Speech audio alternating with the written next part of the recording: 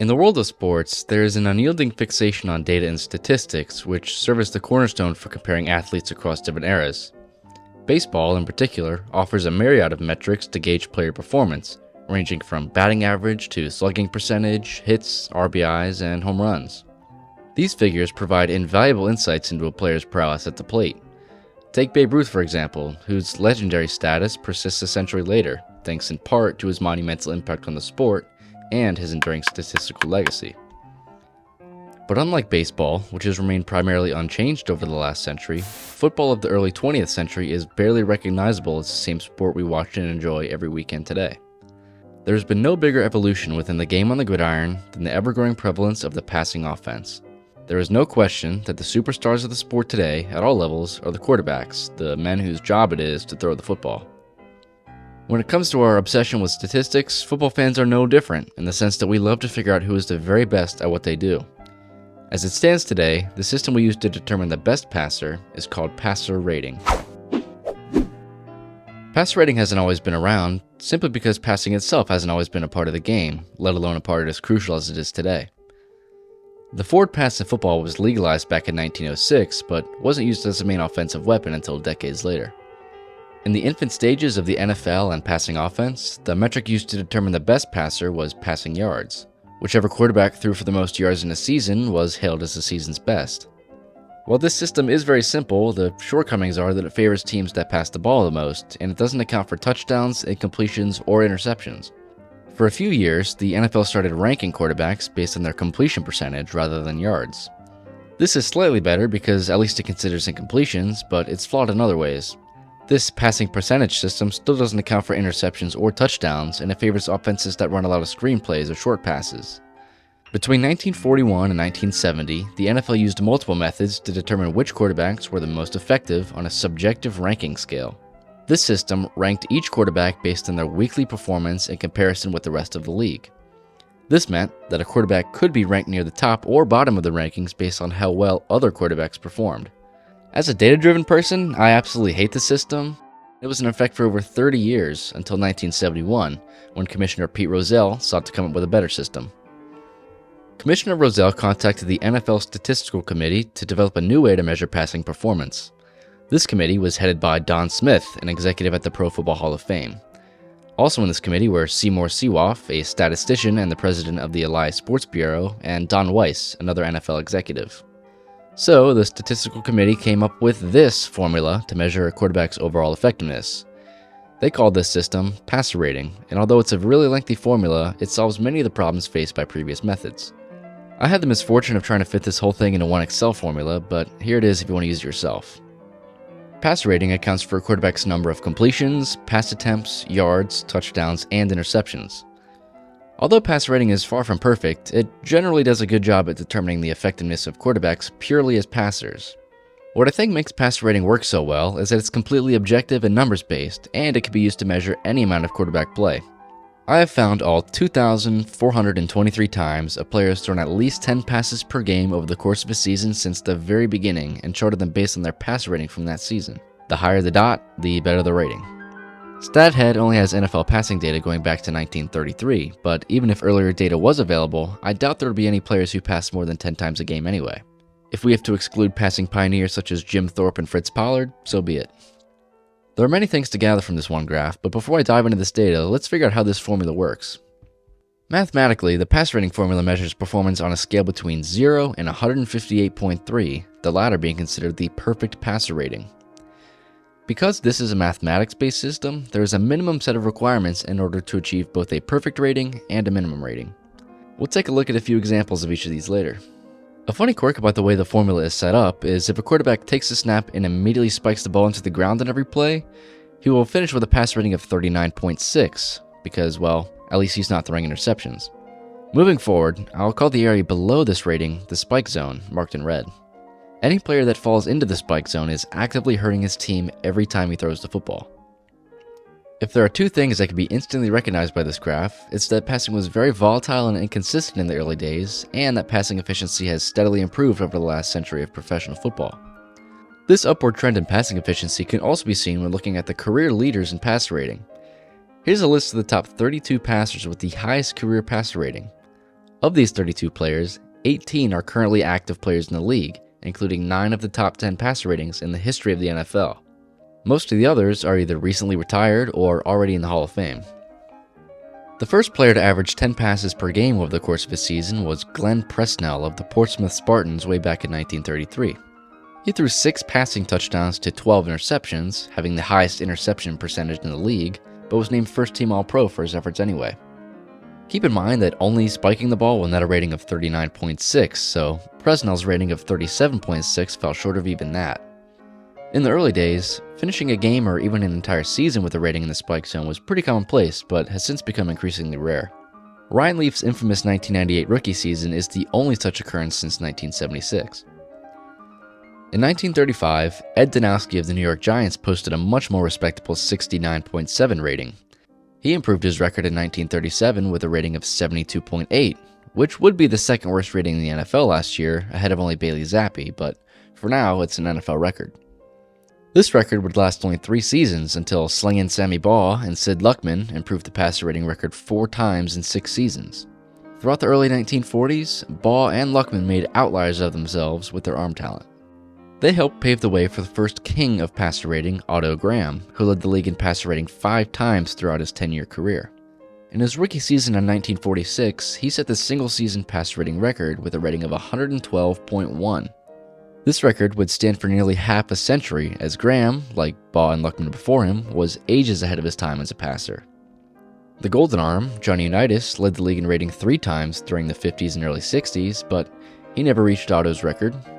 Fellow Cleveland Brown Milt Plum nearly eclipsed Graham in 1960 when he posted a rating of 110.4 in the first of his 2 career Pro Bowl seasons. Throughout the 1960s, passer rating was dominated by Bart Starr. Roger Staubach followed, who led the league 4 times throughout the 70s, but like Starr and Plum, he wasn't able to surpass Otto Graham's single-season record. That feat wouldn't be achieved until Joe Cool barely edged him out in his 1989 MVP season with a rating of 112.4. If just 2 of Montana's 271 completions that season had been incomplete, he would have fallen short of the record. Surprisingly, Joe Montana only led the league in passer rating 2 times throughout his career. However, his successor, the Southpaw Steve Young, sat atop the league's passers a record 6 times in only 7 years, including a 112.8 rating in his MVP season in 1994, also just barely enough for a new record. Like Montana, if only 2 of his completions fell incomplete, he wouldn't have broken the record either. Steve Young would hold the record for a decade until the sheriff rode into town and put up an unbelievable 121.1 passer rating in 2004. This was in large part due to his 49 touchdown passes, which was also good for a new NFL single-season record. After Peyton's passer rating three-peat, Aaron Rodgers would lead the league in rating 4 times over the span of a decade, the first of which came in 2011, where he put up a rating of 122.5, a standing record that only he has approached since. Another exciting thing to look at is Super Bowl passer ratings. Here's every quarterback who's ever thrown at least 10 passes in the Super Bowl since the very beginning. And here they are organized based on their team's outcome, wins in green, losses in red. As you might expect, there tends to be more green toward the top, as a good game from the quarterback has a high influence on the outcome of the game. Way up at the top of the list is Phil Simms, who put together a passing masterclass in Super Bowl 21, getting closer than any quarterback has been to perfect on the biggest stage. In 86% of Super Bowls, the team whose quarterback had a higher passer rating ended up winning. Of course, there are some exceptions. Just beneath Phil Simms is Matt Ryan's heroic performance in Super Bowl 51, the 4th greatest Super Bowl performance ever, which still wasn't enough to bring the city of Atlanta its first Lombardi trophy. As you meander down the list, you start to see more red, as you would expect, until you come across a lone green island in a sea of red. This is Ben Roethlisberger's winning effort in Super Bowl 40, which does fall into the dreaded spike zone. At the very bottom of this list is a perfectly imperfect passing performance by Broncos quarterback Craig Morton against his former team in Super Bowl 12. I found over 200 instances at which a passer threw at least 10 passes in a game and finished with a rating of 0, and we'll go over a few of them in this video. As you might expect, whenever a passer achieves a rating of 0, they lose the vast majority of the time. In the most important football game of his life, Craig Morton completed as many passes to Dallas defenders as he did his own teammates. With only 39 yards on those 4 completions, Morton finished the game with the worst rating mathematically possible. This, however, wasn't the first championship goose egg. Back in 1948, Eagles quarterback Tommy Thompson threw for a blank rating in the NFL Championship in a rare winning effort against the Chicago Cardinals. Over in the All-America Football Conference, on the very same day, George Radaman threw for nothing in the AAFC Championship, getting blown out by Otto Graham and the undefeated Cleveland Browns. Both the National Football League and rival All-America Football Conference held their championship games on the same day, and both included a quarterback who threw for a rating of 0.0. Fortunately for Morton, Thompson, and Radaman, one bad game, albeit one of the biggest games of their lives, doesn't define their otherwise successful careers. Another example of this is Peyton Manning, who is well regarded as one of the greatest quarterbacks of all time. Going into a Week 10 matchup against the division rival Kansas City Chiefs, the Sheriff was only 3 yards behind fellow Hall of Famer Brett Favre at the top of the NFL's all-time passing yards list. A sold-out crowd at Mile High saw Peyton break the record in what is undoubtedly the worst game of his 18-season career. He passed Brett Favre in the most Brett Favre way possible, throwing 4 interceptions in the process. As we've seen, many very good quarterbacks have thrown really bad games. That being said, there's somebody I'd like you to meet. Gary Keithley was drafted by the St. Louis Cardinals with the 45th overall pick in the 1973 NFL Draft. Following the retirement of Gary Cuozzo after the 1972 season, the Cardinals were set to make veteran quarterback Jim Hart the full-time starter, but they still needed somebody to back up Hart in case of injury. St. Louis used their second-round pick on Keithley, who would also serve as the team's starting punter. He would play sporadically throughout the season, even throwing his first career touchdown in a Week 10 game against the Giants, connecting with Mel Gray, who took the ball 80 yards to score. During the Cardinals' Week 12 matchup against the Lions, Jim Hart left the game with a season-ending shoulder injury, meaning the following week, Gary Keithley would have his first opportunity to start. Gary's first NFL start came against Atlanta, who was competing for a spot in the playoffs. So, how did it go? The bad news is that Gary Keithley threw for a rating of 0.0 in his NFL debut. The good news is that the Cardinals won, which is rare considering the fact that if a team's quarterback posted a minimum rating, they are almost guaranteed to lose. So, in the first start of his NFL career, Gary Keithley led his Cardinals to victory over a desperate Falcons team while throwing for the lowest possible rating. How did this happen? It's funny you ask. Both Gary Keithley and Falcons passer Bob Lee laid eggs in their matchup against each other, which happened to be Keithley's first career start. This is the only time in NFL history where opposing quarterbacks finished with a rating of 0.0 in the same game. Unfortunately, the trouble wouldn't end there for Keithley. Unbelievably, just 7 short days after opening his career with the statistically worst game possible, he did it again in his second career start, this time in a loss. These 2 games were the only 2 starts of Gary Keithley's NFL career, and after these 2 games, he would never step onto an NFL football field again. On the bright side, Gary wasn't the only quarterback to lay eggs in back-to-back games. In fact, he was far from it. Fellow Cardinal Lamar McCann beat him to it by 15 years, and another fellow Cardinal, Hugh McCullough, beat him to it by 18 more years. Starting your career with a passer rating of 0 also isn't unprecedented. Tony Graziani started his career with a blank against the Panthers in 1997. More recently, Randy Fasani laid an egg for the Panthers in his first and only career start as well. The first player to achieve this ultimate fate of sadness was Don Galt back in 1970. The Browns were forced to bring out the rookie to make the first start of his career in Week 3 after Bill Nelson injured his knee at the end of the previous game. This is the only good image of him I could find online. It's low quality, monochromatic, and he isn't even playing quarterback, he's holding for a kick, and honestly, I wouldn't have expected anything different. Don Galt posted a 0.0 passer rating in his first and only career start. Despite this performance, he and his Browns won the game. So how did they win? Who was the opposing quarterback this time?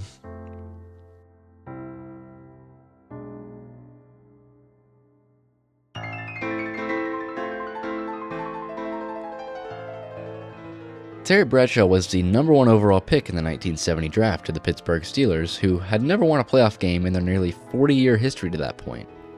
With over 1,400 pass attempts, Terry failed to escape the spike zone, finishing the season with a passer rating of 30.4. In only 4 games from Terry's rookie season did he escape the spike zone. Even with an outlier of a performance against the Browns late in the year, Terry's terrible rookie season still ranks as one of the worst of all time. As I mentioned earlier, there are many great quarterbacks who have passed for the minimum rating. Hall of Famers highlighted in gold. Johnny Unitas and the aforementioned Otto Graham make the list. All three of the Mannings have done it too. Some quarterbacks have thrown more blanks than others. Hall of Famers such as Warren Moon and Joe Namath have done it multiple times. Only a select few men have finished 3 games with a rating of 0. Most of these guys are career backups who never really got a chance to be a long-term starter. Hall of Famer Arnie Herber has thrown 3, but he achieved all of these back in the 1930s when passer rating didn't even exist as an idea yet. Among the list of 3-time minimum rating passers, none stick out more than who I consider to be the godfather of the 0.0 passer rating, our guy Terry Bradshaw. 3 times in his career has the Blonde Bomber thrown for 0. 2 of those times, his teammate also threw for 0 in the same game. The first of which came in 1975. Having already clinched the playoffs on the back of an 11-game winning streak, the longest in franchise history, Bradshaw put up dreadful numbers against the Rams team who, like the Steelers, were playing a meaningless game as they were 6 games ahead of second place in the NFC West going in. The Rams defense made the worst of Bradshaw in the first half, then Joe Gilliam in the second half. Bradshaw's bad flaws rubbed off on another teammate later in his career when in a cold game against the Buffalo Bills, he and Cliff Stout both flopped. Only 5 times since World War II have we seen a tag team goose egg, and Terry Bradshaw played a part in 2 of them. Terry's relationship with passer rating doesn't stop here. There's a whole other end of the spectrum we have yet to explore.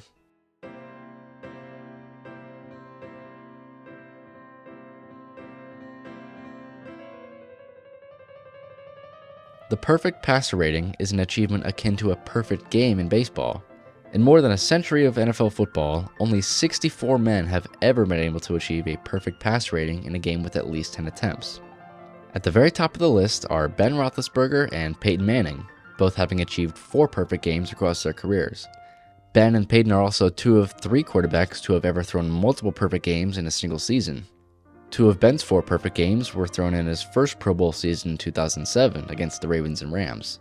Peyton also did so in his MVP 2003 season against the Saints in Week 5, then against the Denver Broncos in the wildcard round. The only other quarterback who has thrown multiple perfect games in a season is Lamar Jackson, who completed his first 2 perfect games in his MVP season in 2019 against the Dolphins and Bengals. Jackson is also the most recent quarterback to achieve a perfect game, doing so against the Dolphins on New Year's Eve in 2023. With 3 career perfect games, Lamar is the only active quarterback with more than 1. The first passer to achieve a perfect rating on record was Benny Friedman way back in 1933. When the Brooklyn Dodgers hosted the Cincinnati Reds at Ebbets Field, Friedman went 9 of 10 with 3 touchdown passes, and he also sent through 3 extra points in a shutout victory. Among the list of players who have achieved a perfect passer rating, you come across many of the usual suspects. Hall of Famers such as the aforementioned Steve Young and Joe Montana. Our old friend Bob Lee even makes the list too. He put together a perfect passing game just a few weeks before he threw for a blank alongside Gary Keithley. Of the 64 players who have ever thrown a perfect game, 18 have also thrown for a 0.0 game, one of whom is Terry Bradshaw. Terry threw 3 touchdowns in the Steelers' win over the Baltimore Colts in what was the only perfect passing game of his career. The Steelers' offense wasn't the only air attack in Memorial Stadium that day, though. Shortly after the game, a fan flew his plane over the field and crashed into the upper deck.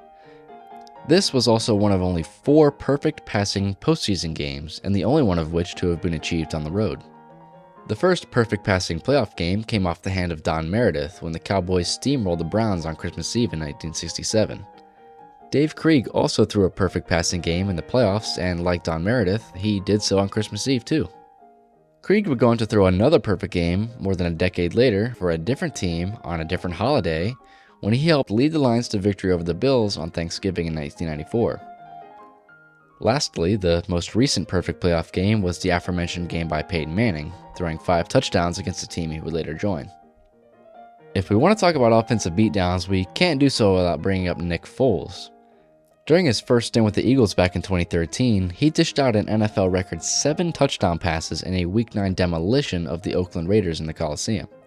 Despite holding the NFL record for single-game passing touchdowns, he's still best known for his receiving touchdown in Super Bowl 52, where he was named Super Bowl MVP. Speaking of Super Bowls, remember Craig Morton, the guy who threw for a blank rating in Super Bowl 12? Morton enjoyed a long 18-year career, and in those 18 seasons, he completed not one, but two perfect games. The first of which came in October of 1969 when he and the Cowboys rode past Philadelphia in a dominant 38-7 win. The next wouldn't come for another 12 years in his 17th season, this time with the Broncos. So, Craig Morton completed two perfect passing games, both against division rivals and in two non-consecutive decades, once in the 1960s and the other in the 1980s, despite playing throughout the entirety of the 70s. When he threw for his perfect passing game in 1981, he did so at the age of 38. There's only one quarterback who has ever thrown a perfect game at an older age. Now, do you want to take a guess as to who that might be? Like Craig Morton, Tom Brady excelled in the presence of Father Time and threw 4 first-half touchdowns in his first perfect passing game in over a decade. At the age of 43 years and 145 days, Tom Brady completed what was his third career perfect game, becoming the oldest passer to throw a perfect game by half a decade. Surprise, surprise, Tom Brady did something incredible at a relatively old age. Of course, throwing a perfect game in the NFL is impressive at any age, so who's the youngest to do so?